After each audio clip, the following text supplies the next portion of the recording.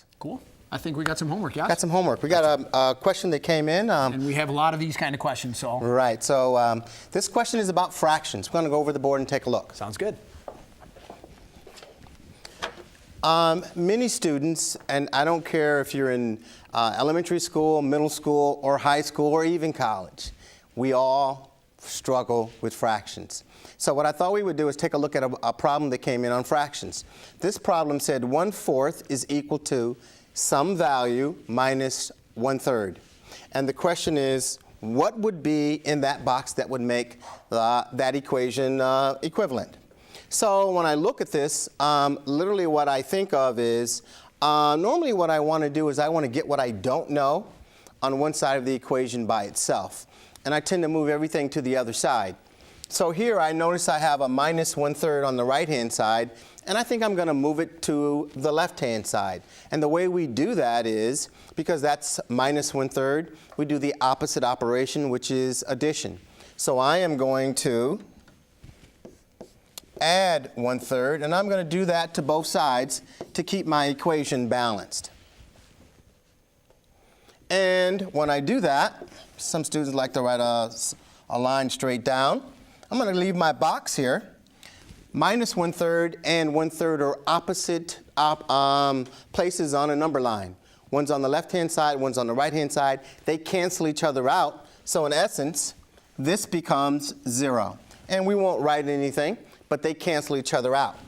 On the left-hand side of this equation now, I have 1/4 plus 1/3 is equal to something. Now, what I need to do, I just can't add those fractions together because they have different denominators. So what I need to do is get a common denominator.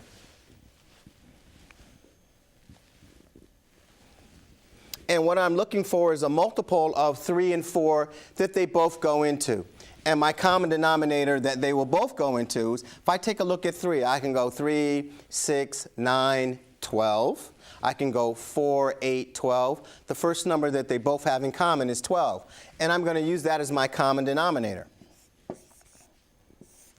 Now, what I have to do is change 1/4 to something over 12. And the way I do that, at least that's the way I teach my students, is I say if I want this denominator to be 12 here, what do I have to multiply? Let's write that a little clearer.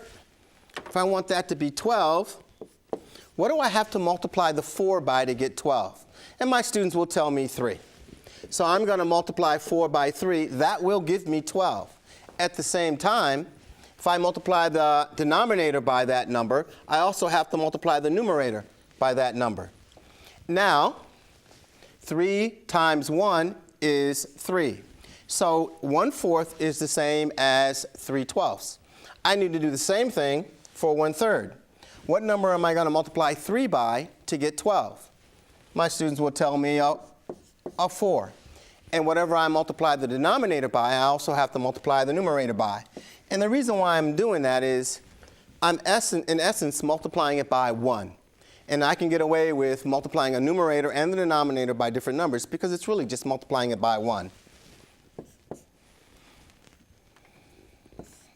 3 times 4 gives me my 12.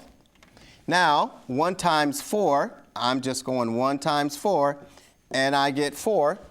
Now I have 3/12 plus 4/12. Now that I have the same denominator, I can add my numerators. And I get 7 over 12. And that's equal to, I guess, my box here. So what I would do is, what makes those two equivalent? What would make them equivalent is if I had 7 over 12.